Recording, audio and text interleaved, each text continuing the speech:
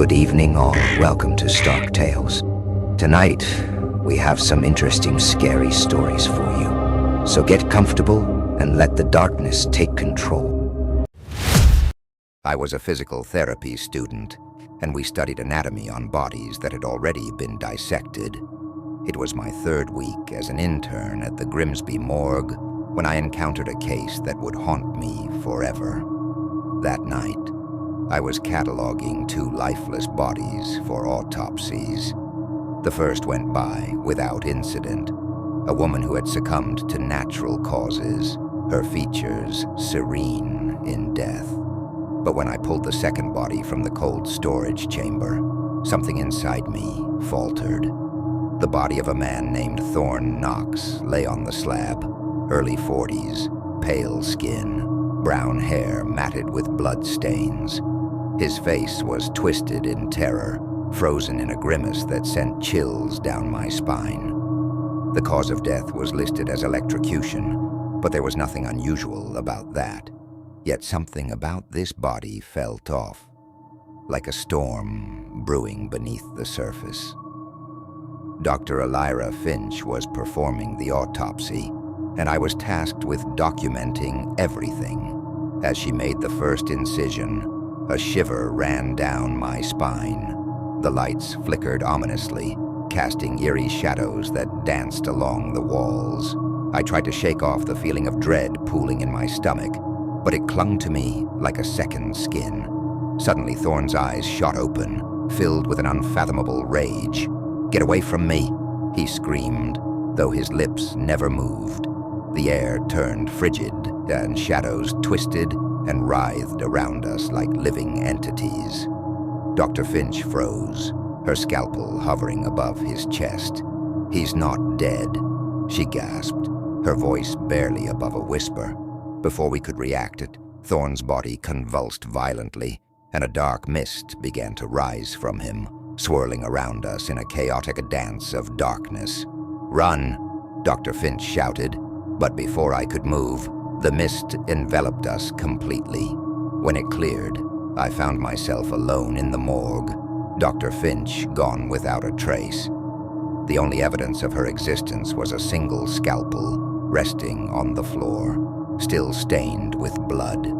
Panic surged through me as I stumbled back against the cold steel of the table.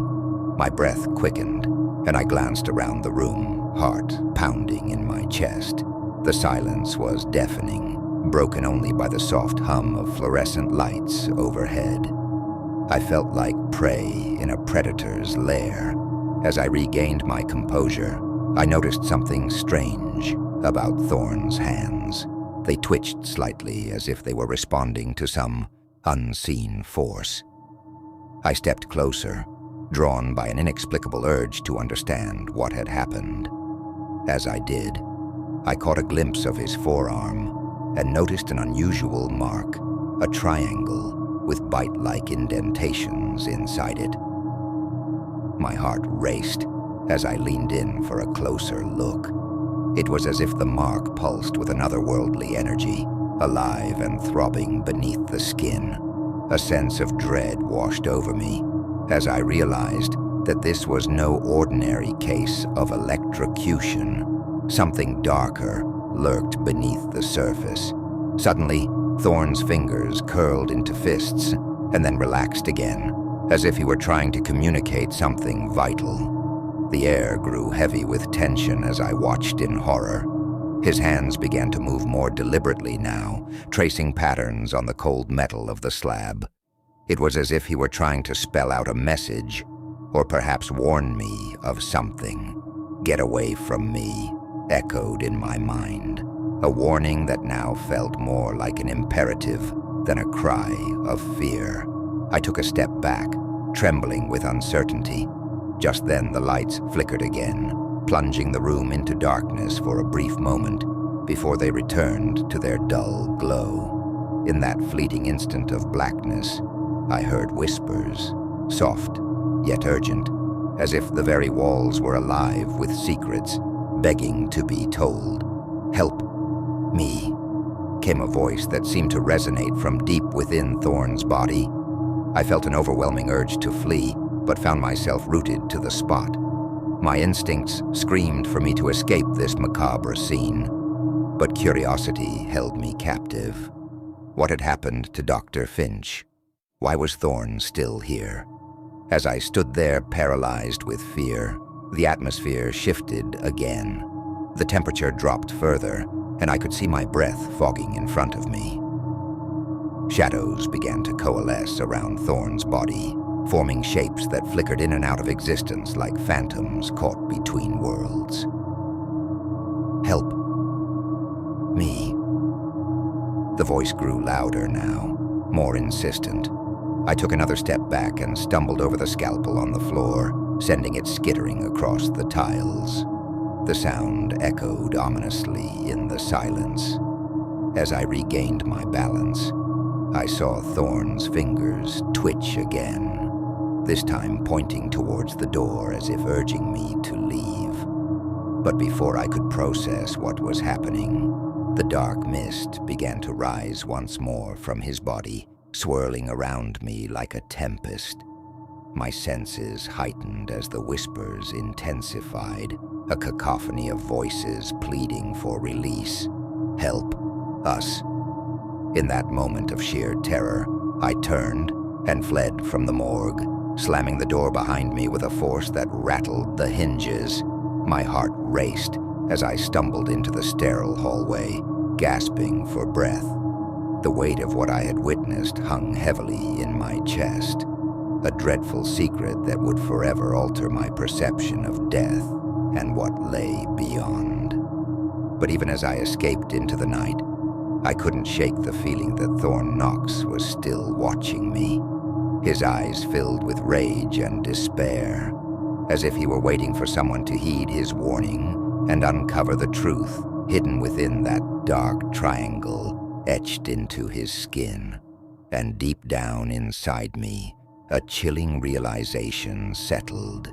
Some doors should never be opened, and some truths are better left buried in the shadows of eternity.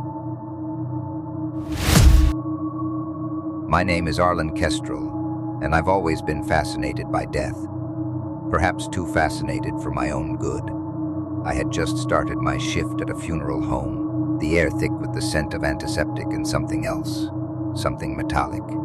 My colleague, Dr. Harlan Vex, had warned me about the whispers. They say the dead can speak, he chuckled, but I could see a flicker of fear in his eyes.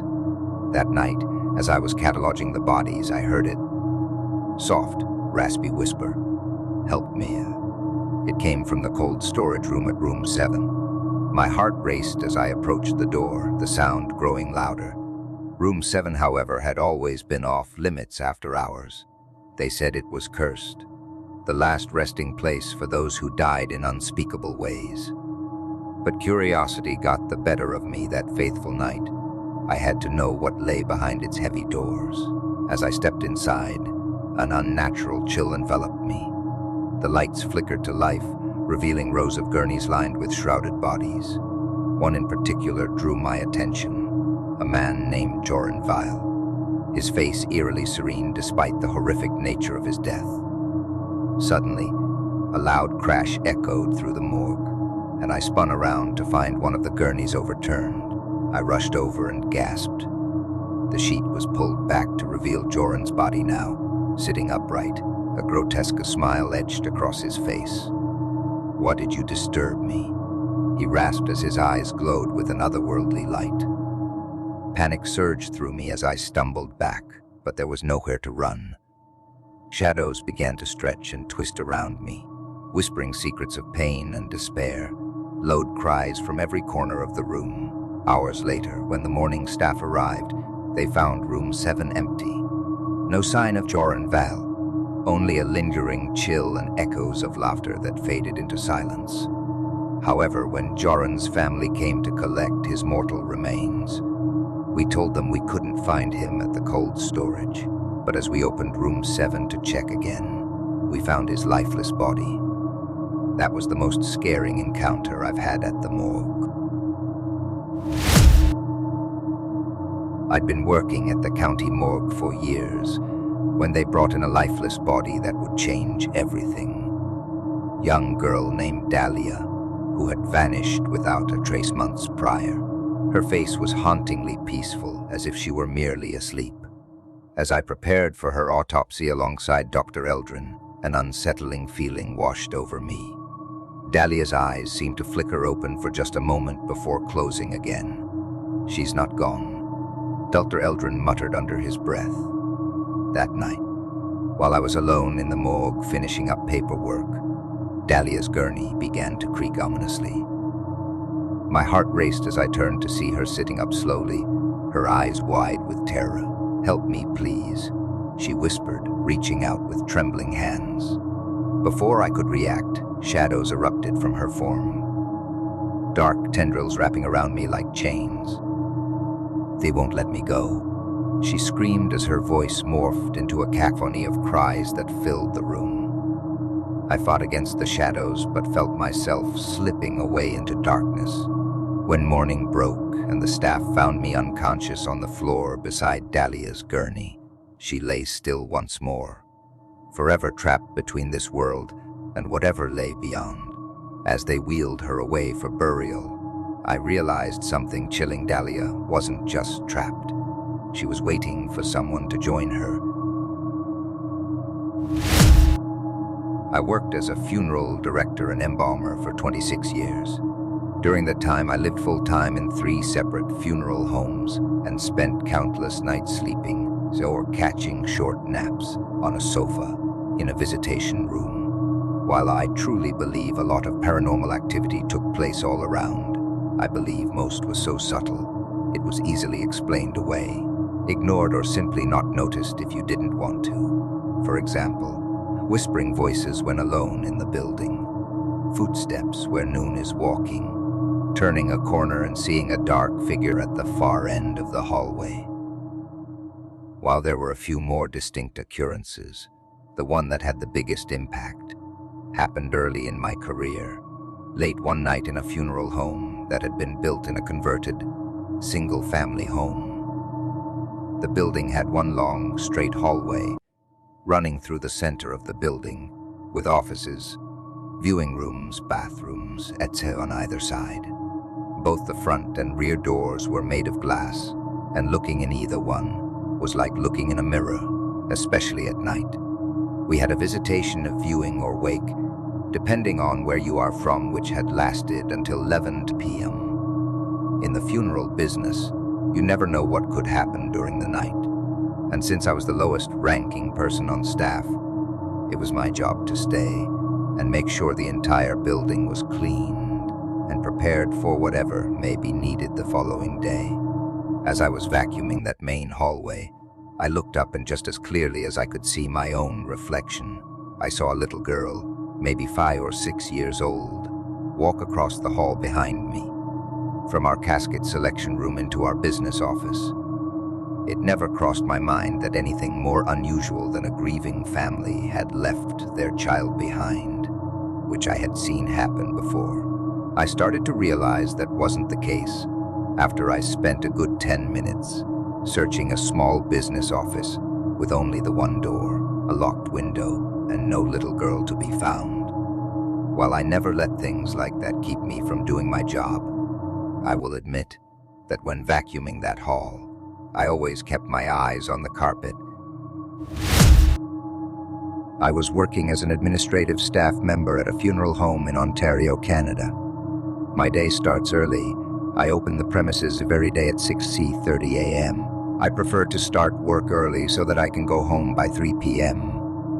During the winter months, it's still dark outside at that hour, and I often admire my own courage for taking on a job like this, especially since I spend nearly 2 hours alone in the funeral home before my colleagues arrive at 8 a.m. One winter morning, shortly after I opened the premises, a woman in a red sari rushed in. She was visibly upset. I barely had a moment to glance at her as she hurried past me and took the stairs to the second level where the viewing rooms were located.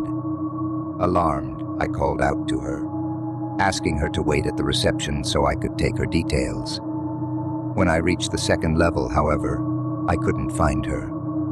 Later during the day, a man came in and informed me that he was there for the scheduled memorial service of his relative. As I accompanied him to the assigned viewing room, I was shocked to see a large portrait of the very same woman in the red sare who had rushed in that morning displayed prominently among the memorial arrangements. Till this day, I could never forget that moment. Thank you for joining us for today's spine-chilling episode. We hope you enjoyed these haunting tales and found them as captivating as we did. If you liked what you saw, please give us a thumbs up and subscribe for more eerie stories. Stay tuned for our next adventure.